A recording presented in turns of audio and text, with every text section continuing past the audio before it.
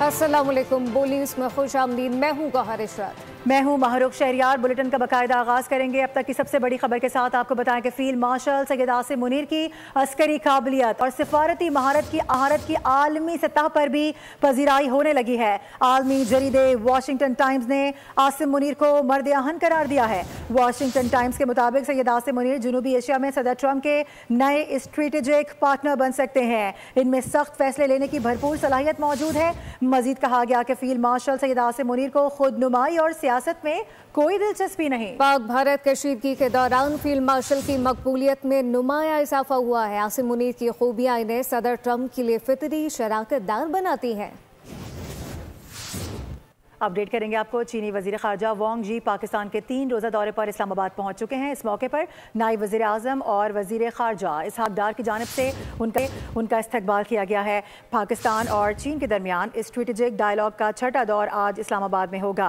वजीर खारजा इसहाक डार और चीनी हम मनसब स्ट्रेटेजिक डायलॉग की मुश्तरका सदारत करेंगे।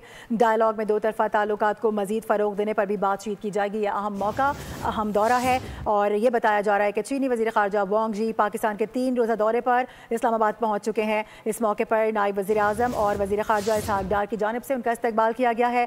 पाकिस्तान और चीन के दरमियान स्ट्रेटेजिक डायलॉग आज इस्लामाबाद में होने जा रहा है। अहम दौर इसको करार दिया जा रहा है। वजीर खारजा इसहाक डार और चीनी हम मनसब स्ट्रेटेजिक डायलॉग की मुश्तरका सदारत करेंगे।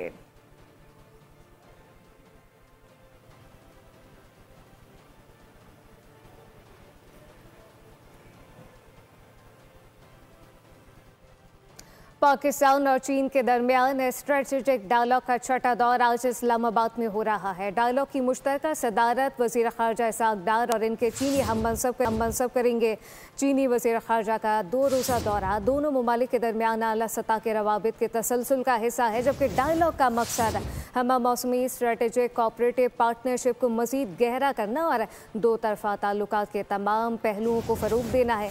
इक़्तिसादी और तिजारती ताउन को फ़रोग दिया जाएगा। इलाका तरक्की इस्तेहकाम के लिए मुश्तरका अज़म का अयादा भी एजेंडे का हिस्सा है। शहर कायद का जिक्र कर लेते हैं। कराची में बारिश से शहर आफत ज़दा इलाका बन चुका है। शहर जौहर बन गया है। गटरों का पानी उबल पड़ा है। सड़कें तालाब बन चुकी हैं। ट्रैफिक जाम में फंसे लोग भी परेशान नजर आ रहे हैं। शहरियों ने कहा कि इंतजामिया की गफलत और बद इंतजामी जिंदगी भर नहीं भूल पाएंगे। नई सड़कें एक ही बारिश से अपनी उम्र को पहुंच चुकी हैं।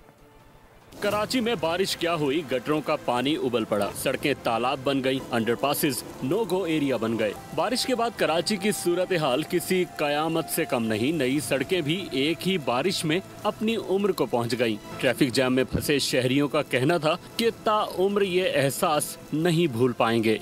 बारिश के पानी ने गलियों और शाहराहों को डुबो दिया। निकासी आब का निजाम बुरी तरह नाकाम हो गया, जिसने इंतजामी दावों की कलई खोल दी। शहर कायद की बारिश एक बार फिर सवालिया निशान छोड़ गई। आखिर कराची को बार बार बारिश में डूबने से कौन बचाएगा? कराची में मानसून बारिशों का तबाहकुन सिलसिला जारी है। मुख्तलिफ हादसात और वाक़यात में अब तक 19 अफराद जान से हाथ धो बैठे। तफसीलात इस रिपोर्ट में देखिए।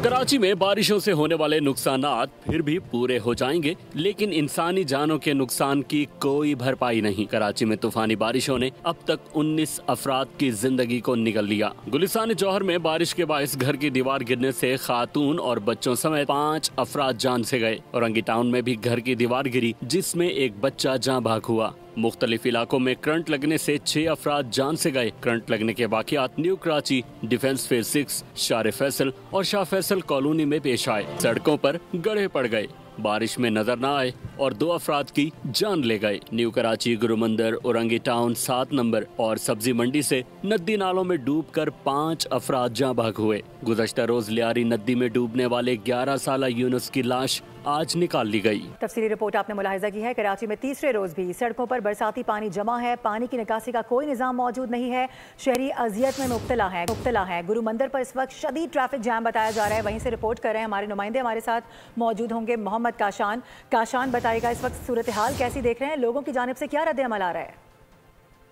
ये हाल है मेरे शहर का। मौसम की पहली बारिश और शहर डूब गया। साथ ही साथ बड़ी बड़ी बातें करने वालों का गुरूर भी टूट गया। जी हाँ, यही इस शहर का हाल है।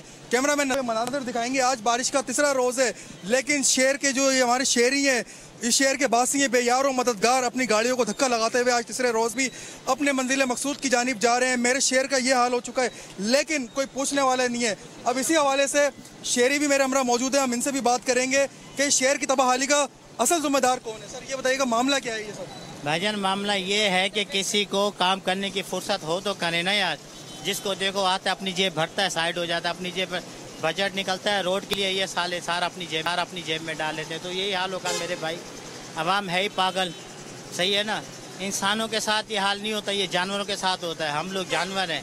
आओ निकलो घरों से, ये मसला हल करवाओ, रोड साफ करवाओ। जब तक कोई 2-4 मरेंगे नहीं, जब तक कोई आएगा नहीं यहाँ पे भाई। ट्रैफिक पुलिस के एहलकार मौजूद है। अवाम अपनी मदद आपके तहत यहाँ से लोगों को निकाल लें, गाड़ियाँ निकाल लें। ये मेन कराची की शारा है, मेन गुरु मंदिर का रोड है जो जहांगीर रोड से एमएजिना रोड की जानिब जाता है, उसका ये हाल है। और भी ऐसे कराची की बारिश से मुतालिक और भी खबरें शामिल करेंगे, लेकिन अभी अहम खबर सामने आ रही है। सुप्रीम कोर्ट में बानी पीटीआई की जमानत मंजूर कर ली गई। चीफ जस्टिस की सरबराही में 3 रुकनी बेंच ने ये समाअत की है। सुप्रीम कोर्ट में बानी पीटीआई की जमानत मंजूर कर ली गई है, जबकि चीफ जस्टिस की सरबराही में 3 रुकनी बेंच ने समाअत की। सुप्रीम कोर्ट ने बानी पीटीआई की जमानत 8 मुकदमात में मंजूर की है। सुप्रीम कोर्ट में बानी पीटीआई की जमानत मंजूर कर ली गई। चीफ जस्टिस की सरबराही में 3 रुकनी बेंच ने ये समाअत की है, जबकि सुप्रीम कोर्ट ने बानी पीटीआई की जमानत 8 मुकदमात में मंजूर कर ली। सुप्रीम कोर्ट में बानी पीटीआई की जमानत मंजूर की गई है। चीफ जस्टिस की सरबराही में 3 रुकनी बेंच ने समाअत की है। आपको बता दें कि सुप्रीम कोर्ट ने बानी पीटीआई की जमानत 8 मुकदमात में मंजूर की है। जुल्करनैन इकबाल हमें ज्वाइन करें, उनसे बात करेंगे। जुल्करनैन, 8 मुकदमात में बताया जा रहा है कि जमानतें मंजूर की गई हैं। कौन कौन से मुकदमात हैं? देखिए, 9 मई के ही मुकदमात है जिनमें जिना हाउस केस था, और बाकी जो मुकदमात जिनमें बाकी मुलजमान को हाल ही में अदालतों से हमने देखा कि सजाएं हुई हैं, उन्हीं मुकदमात में बानी पीटीआई की जानिब से 8 मुकदमात में जमानत के लिए रुजू किया गया था। हाई कोर्ट के फैसले के खिलाफ ये अपील थी, जिससे सुप्रीम कोर्ट ने शुरू में ही अपना माइंड ये कह के दे दिया था कि जो ऑब्जर्वेशन हाई कोर्ट ने हतमी नौयत की दी हैं वो किसी भी सूरत जमानत के केस में नहीं दी जा सकती थी। लिहाजा उन ऑब्जर्वेशन को तो अदालत पहले वादे कर चुकी थी, बरकरार नहीं रखेंगे। प्रोसिक्यूटर जो है पंजाब हुकूमत के जुल्फ़िकार नकवी, जो कल पेश नहीं हो सकते थे, आज वो पेश हुए और उनकी जानिब से कहा गया कि जो ऑब्जर्वेशन है वो टेंटेटिव नेचर की हैं, उनसे ट्रायल के ऊपर एक तो वैसे भी फर्क नहीं पड़ेगा। दूसरा, उन्होंने कहा कि एजाज चौधरी और दीगर को जो साजिश के इल्जाम के ऊपर बेल हुई थी, उनके और इनके केस में फर्क है। यहाँ उन्होंने एक बात तस्लीम की कि एजाज चौधरी के खिलाफ जो शवाहिद हैं वो नाकाफी थे। वो जो एजाज चौधरी वो मुकदमात में नामजद भी नहीं थी, जबकि जिन 8 मुकदमात में जमानत के लिए बानी पीटीआई ने रुजू किया है, उनमें से 3 के अंदर वो बाकायदा मुलजिम नामजद है। और 9 मई की सारी जो साजिश थी वो उसके कॉन्स्पिरेटर, उसकी कमांड करने वाले कोई और नहीं, खुद बानी पीटीआई है। उनके हुक्म पर ही उनके लीडरान ने और उनके कारकुनान ने अफसरी तनसीबात के ऊपर हमला किया था। जो उनके दलाइल मुकम्मल हुए तो सलमान सफदर जो बानी पीटीआई के वकील है वो आए, उनकी जानिब से कहा गया कि 2 साल गुजर चुके हैं इन मुकदमात को, आज तक इन 8 में से किसी एक केस में भी चालान जमा नहीं करवाया गया। अदालत को पहले बताया गया था कि 9 मई के केसेस में अदालत 4 माह में फैसले का हुक्म दे चुकी है, लेकिन क्योंकि यहाँ पे ट्रायल अभी तक आगाज ही नहीं हुआ इसका और चालान ही जमा नहीं हुआ, इसलिए अदालत ने बानी पीटीआई की तमाम मुकदमात में 8 मुकदमात में। अच्छा जुल्करनैन, आप तमाम मुकदमात की बात करें, यानी कहा जा सकता है कि इन 8 मुकदमात के अलावा बानी पीटीआई पर 9 मई का और कोई केस नहीं है? देखिए, जो बाकी केसेस जिनके अंदर अभी बानी पीटीआई की गिरफ्तारी ही पुलिस की तरफ से नहीं डाली गई, उनमें अभी तक बेल का केस यहाँ पर नहीं आया। जो 8 मुकदमात लाहौर हाई कोर्ट से खारिज हुई थी जमानतें, वो सुप्रीम कोर्ट में आई हैं। उनमें जिनमें गिरफ्तारी 1 साल पहले 24 जुलाई को डाली गई थी, उन 8 मुकदमात में बानी पीटीआई की जमानत मंजूर हो गई है। बाकी जिस केस में उनकी गिरफ्तारी डलेगी वो फिर ट्रायल कोर्ट से सुप्रीम कोर्ट तक दोबारा ये प्रोसेस जमानत का उनको करना पड़ेगा। ठीक है जुल्करनैन, आपसे ये भी जानना चाहेंगे, क्योंकि जब हमने देखा इस तरह के जो मुकदमात होते हैं उनकी सुनवाई के दौरान अलीमा खानम और उनकी दीगर बहनें भी वहाँ पर मौजूद होती हैं जो हमेशा रद्द अमल दे रही होती हैं, उनकी जानिब से कहा गया था ये जो 8 मुकदमात में काफ़ी ज़्यादा वो कॉन्फिडेंट थे कि इसमें उनको बरियत मिल जाएगी या फिर ये है कि इनके ऊपर से जमानतें मंजूर कर ली जाएंगी। कोई ऐसा मौक़िफ़ सामने आ सका है? देखिए, अलीमा खान, उस्मा खान और जो नौरीन नियाजी हैं, ये तीनों अदालत में बिल्कुल फ्रंट रो में मौजूद थी, रोशन के बिल्कुल पीछे बैठी। इन्होंने हर समाज से ही आती हैं और केस पर सुननी थी। आज वो बड़ी पुरुमीद आई थी और उनकी उम्मीद आज पूरी हुई है। अदालत से जैसे ये फैसला चीफ जस्टिस की जानिब से सुनाया गया ये बानी पीटीआई की जो जमानतों की दरखास्तें मंजूर करते हैं। उन तीनों बहनों ने आसमान की तरफ देख के अल्लाह ताला का शुक्र अदा किया। उसके बाद हम लोग क्योंकि रिपोर्ट करने बाहर आ गए थे, अभी वो अपने वकला के साथ मुशावरत कर रही है अंदर। और जो पाकिस्तान तहरीक इंसाफ के पार्लियामेंटेरियंस हैं, सेनेटर्स हैं और अरकान कौमी असम्बली और जो उनके मकामी क़यादत है, उनकी बड़ी तादाद इस तरह सुप्रीम कोर्ट में मौजूद है। कुछ नारेबाजी भी एनपीसी की गई कुछ लीडरान और कारकुनान की जानिब से, लेकिन पुलिस की जानिब से उनको नारेबाजी से रोक दिया गया है अदालत में। अभी कुछ ही देर के बाद अलीमा खान बाहर आएंगी और आकर अपना जो रद्द अमल है इस केस के ऊपर वो बाकायदा मीडिया के सामने देंगी। ठीक है, यकीनी तौर पे जुल्करनैन इस हवाले से आगाह कर रहे थे। अहम खबर अपने नाज़रीन तक पहुंचा रहे हैं। सुप्रीम कोर्ट में बानी पीटीआई की जमानत मंजूर कर ली गई है। चीफ जस्टिस की सरबराही में 3 रुकनी बेंच है जिसने समाअत की है।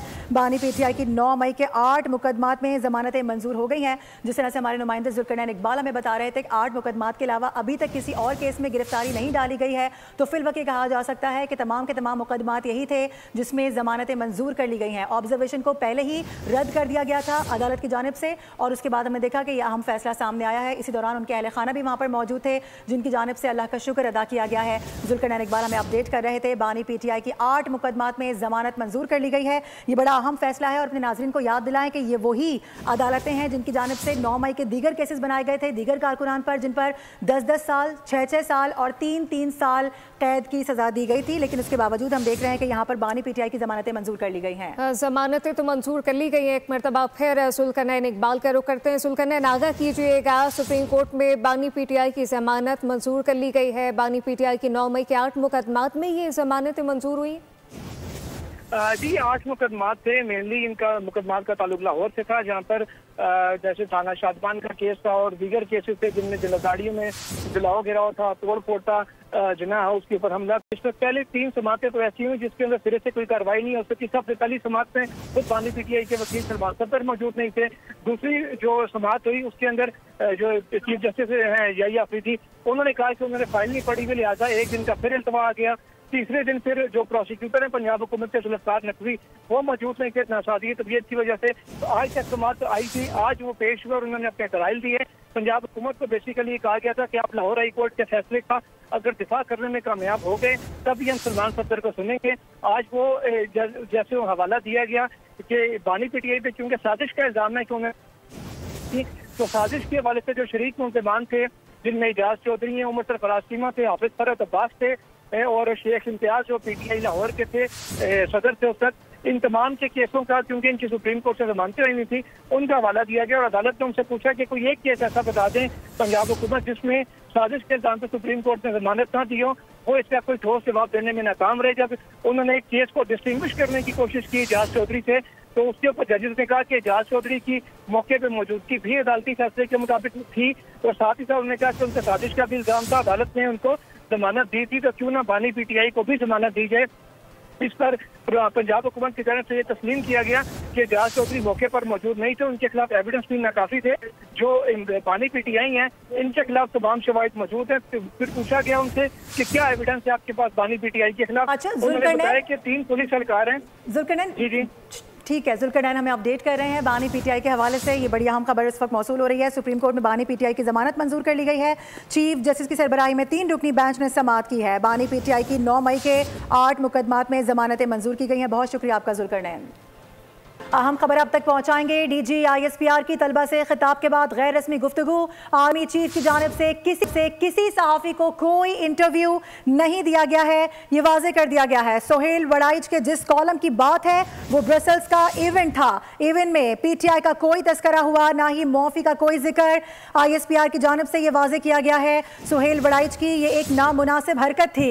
ये एक सहाफ़ी की ज़ाती मफाद और तशहीर हासिल करने की नाकाम कोशिश है। जो शख्स गैर कानूनी हरकत करे उसे कानून के कटहरे में आना होगा।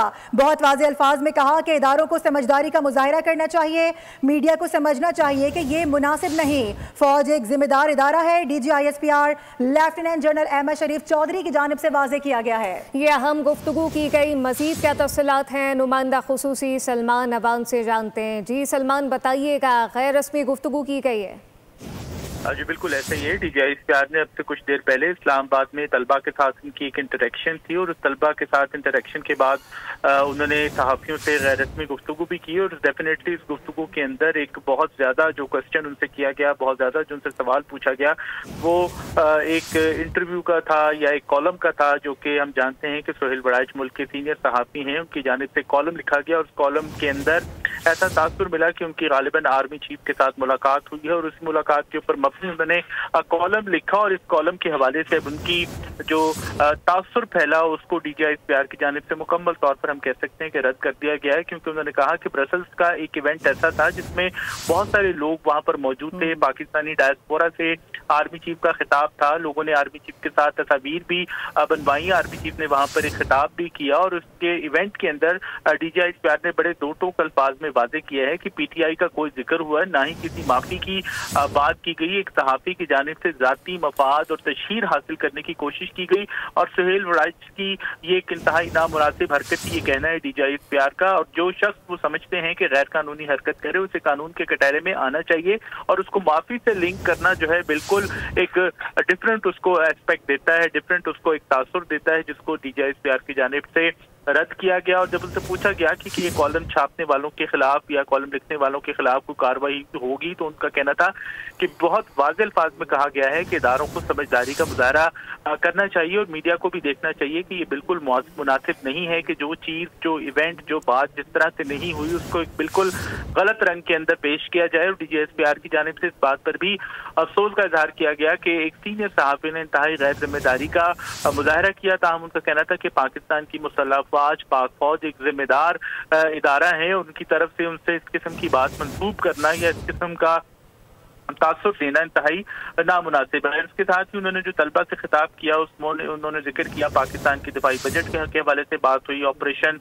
बुनियादुल मरसूस की बात हुई और इस हवाले से डीजीआई इश्तियार से कहना था कि इंडिया का ख्याल था कि जब वो इतनी तैयारी के बाद, मेहनत के बाद हमला करेगा तो पाकिस्तान की फौज को, मुसल्लह अफवाज को बासानी डिस्क्रेडिट कर देगा, लेकिन इसके बिल्कुल उलट हुआ। पाकिस्तान के भरपूर जवाब से उनकी अपनी प्रॉक्सीज और पूरा का पूरा भारत, मोदी सरकार जो है बजाते खुद डिस्क्रेडिट हो गई है। और शायद किसी अक्लमंद आदमी ने मशवरा दिया था कि भारत के पास अरबों डॉलर का असला है, लेटेस्ट वेपन्स हैं, पाकिस्तान को शिकस्त होगी, लेकिन ऐसा नहीं हुआ। और जो इस वक्त जो भारत का जो एक इमेज था शाइनिंग स्टेट वाला, विश्व गुरु वाला, वो सब के सब जो है मामला उलट हो गया है और जो भारत का प्रोपेगेंडा था वो उल्टा उसके गले पड़ चुका है। इसके साथ ही उन्होंने तलबा को मुखातिब करते हुए कहा कि पाकिस्तान खित्ते की तकदीर बदलने वाला मुल्क है, यही वजह है कि पाकिस्तान पर तवातर से हमले होते हैं, पाकिस्तान को टारगेट किया जाता है।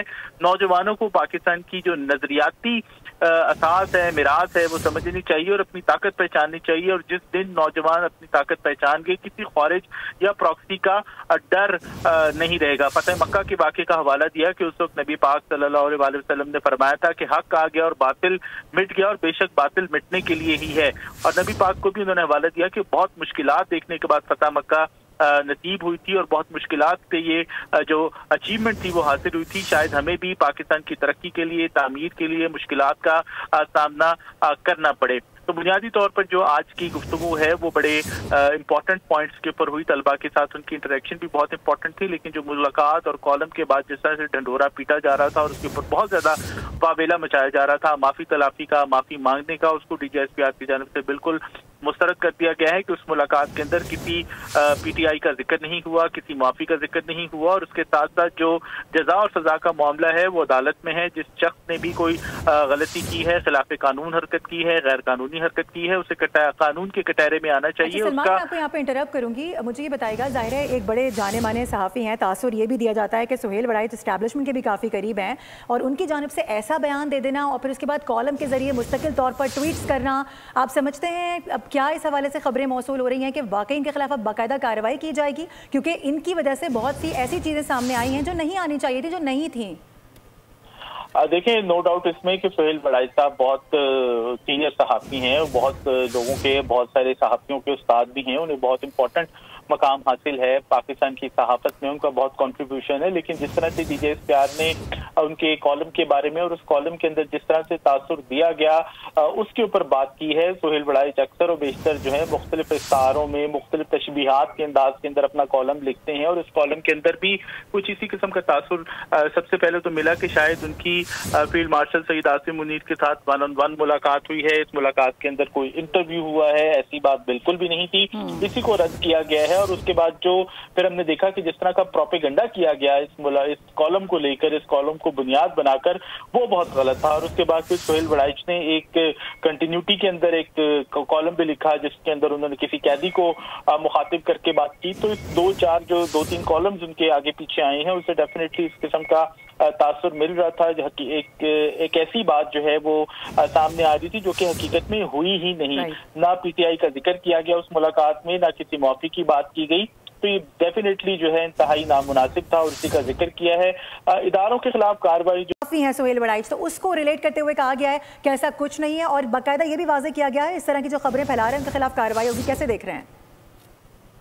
बहुत बड़ा वाज़ेह बयान जो है DGI साहब की तरफ से सामने आया है और मैं समझता हूँ कि ये बड़ा ड्यू बयान था जो आना चाहिए था।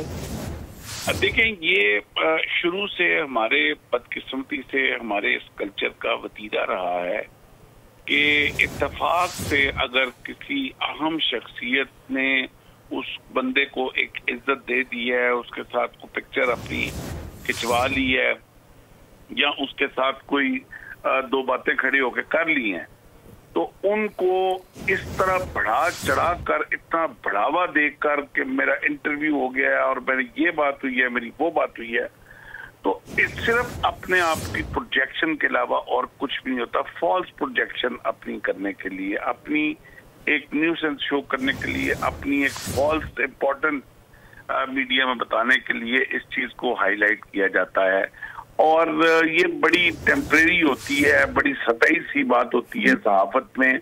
और मैं ये समझता हूँ कि सुहेल बड़ाइच साहब जिस लेवल के, जिस पाए के सहाफी हैं, उनसे मैं ये अगर बिलफर्ज एक मोमेंट के लिए ऐसी को बातचीत हुई भी होती तो मैं फिर भी उनसे एक्सपेक्ट नहीं करता था कि वो इस तरह उसको मिसकोट करते। तो जबकि हुई नहीं है बात और उसको उन्होंने एक प्रोजेक्शन बना के अपनी एक फॉल्स सेल्फ प्रोजेक्शन करने की कोशिश की है, तो इसका बड़े खूबसूरत अल्फाज में जनरल अहमद शरीफ साहब ने इस चीज को कंडेम किया है, इस चीज को निगेट किया है। और हम तमाम सहाफी और जो तज्जिया कार जो फैमिली है उनके हमारे ग्रुप्स में ये बात बहुत पहले भी हो रही थी कि दिस इज ऑल फेक और स्टिल फैब्रिकेटेड, ये एक स्टोरी बनाई गई है। ठीक है, मेजर रिटायर्ड मीसर रजा हमें ज्वाइन किए हुए थे, अहम मामले पर गुफ्तगू कर रहे थे। इसके अलावा सलमान अवान हमारे साथ मौजूद थे। बड़ा अहम और वाज़ेह बयान, दो टोक मौक़िफ़ सामने आ चुका है। किसी सहाफ़ी को कोई इंटरव्यू आर्मी चीफ की जानिब से नहीं दिया गया है। दोनों का बेहद शुक्रिया। न्यूज़ बुलेटिन से फिल वक्त इतना ही। विजिट कीजिए bolnews.com और रहिए बोल के साथ।